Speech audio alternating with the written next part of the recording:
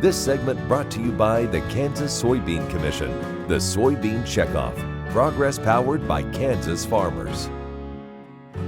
One of the most enduring legends in Topeka is that of Burnett's Mound and its association with the 1966 F5 tornado that ripped through the town. My friend Michelle Martin is back to share this incredible story with us and talk a little bit about the man behind the name. Good morning, Michelle. Good morning, Deb. Today we will explore a tornado, a mound, and a Potawatomi man and how they are connected in Kansas history. On the evening of June 8, 1966, an ashen-faced Bill Kurtis took to the television airwaves and exclaimed, "For God's sake, take cover," to warn the residents of Topeka that a tornado had jumped Burnett's Mound and was headed their direction. How could this be? The mound, according to local Native American oral tradition, was supposed to protect the city from tornadoes. Before it was Burnett's Mound, this rise in the land south of town was called Webster's Mound. Only when its most famous inhabitant arrived was it renamed. Abram Burnett was born near the Tippecanoe River in Indiana in 1812. His given name was Nan-Wesh-Mah, he who prays with plants.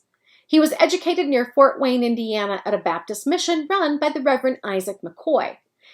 He served McCoy as a translator in the 1820s, and this skill served him and his people well. As a young man, Nan-Wesh-Mah, along with other Potawatomi, were forced to move west to the Indian Territory on the Potawatomi Trail of Death in 1838. The people suffered greatly along the way. His first wife died shortly after their arrival in southeast Kansas. In 1843, he married a German immigrant named Marie. By 1848, Nan-Wesh-Mah, Marie, and their growing family settled near the base of Webster's Mound. He was a successful farmer.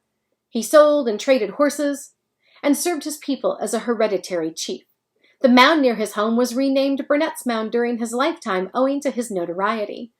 Over the years, he was known to be a snappy dresser, but he still maintained many Potawatomi traditions, including wearing moccasins and wrapping himself in a blanket. Nan-Wesh-Mah was also known for his stature.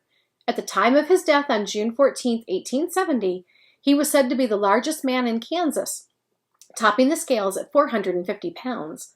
When A.F. Whiting made his coffin of black walnut, he said it was twice the size of any he had made before. Stories began to circulate after Nan-Wesh-Mah's death that he buried treasure near his cabin. Looters and grave robbers began digging in earnest, but never found any riches. Others began to dig in the cemetery where Nan-Wesh-Mah and other locals were buried near the mound. Eventually, the mound itself was reshaped to make way for roads and a water tower atop its peak. Perhaps later residents forgot the most important part of the native oral tradition. Desecrating the mound in any way rendered its protective powers useless. Now you know how a tornado, a mound, and Nan-Wesh-Mah are connected in Kansas history. I look forward to seeing you next time on another historical journey around Kansas.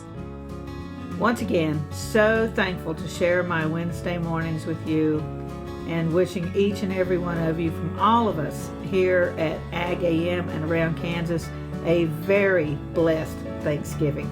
And we'll see you somewhere around Kansas.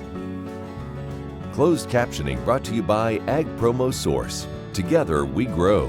Learn more at agpromosource.com.